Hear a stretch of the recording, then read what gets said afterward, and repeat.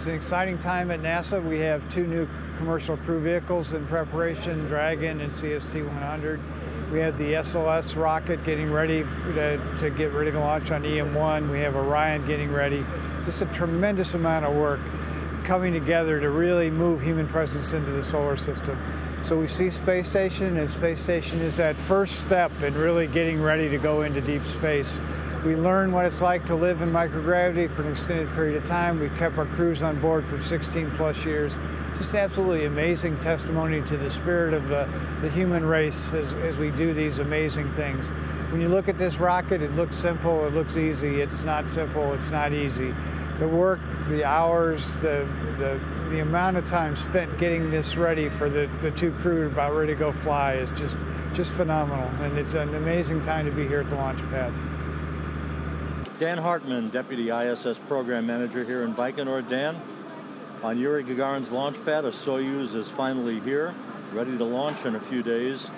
Tell us a little bit about the decision-making process in the wake of the Progress accident back in December that has made everybody comfortable that you're ready to go. Sure. Following 65P, there was an anomaly that the teams quickly determined was on the 3rd stage. The Roscosmos formed a commission. We formed a NASA independent team as well. Looked at all the data that we had and very quickly determined the 3rd stage and most likely the turbo pump. And so we tried to understand the scenarios that led to that.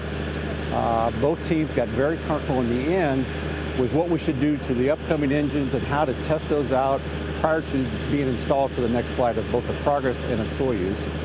We successfully had a 66P engine performance on the 3rd stage. That went beautifully. We reviewed all that data, and then and that's the same batch of engines that'll fly on this Soyuz that you see behind us. We had several reviews, several exchanges of data with our Russian counterparts.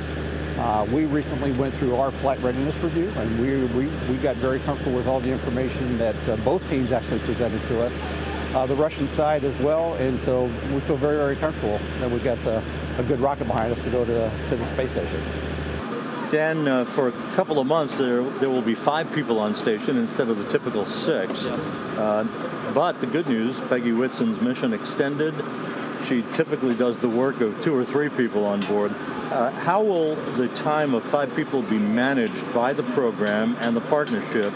And tell us a little bit about the value of Whitson's extension down the stretch until September. Sure, and that was a great recent agreement that we reached with Roscosmos to, instead of Peggy returning on 49S in early June, she'll be returning with this crew, Fyodor and Jack, on 50S in September time period. With all we had that 2-month gap in between with our indirect handover in the summer time period, June and July. And so this will help us fill that gap with certainly 3 crew at that time, eventually back up to 5 after that. But, we have such a frantic pace going on with research right now with the OA7 launch coming up here tomorrow, and then we'll have a SpaceX 11 launch into May, early June. There's a ton of research on there that we need to be executed by the crew. Peggy is a perfect person to do all that. We've seen her and this crew set records as far as the number of hours per week and the number of hours per increment. Both of those records have been set recently by this crew on board. So with this crew in the crew of 5 time period with the extension to Peggy, I'm sure they'll keep that pace up for research. And then obviously when we're in that indirect handover period with a crew of 3, we have that backup EVA capability in case we get into a contingency scenario where we need to play that out. Chris Cassidy, NASA's chief astronaut here in Baikonur. Chris, Soyuz rocket behind you, ready for another journey to the International Space Station. Tell us a little bit about Jack Fisher's readiness to launch and how this 2-man crew will do the job of 3.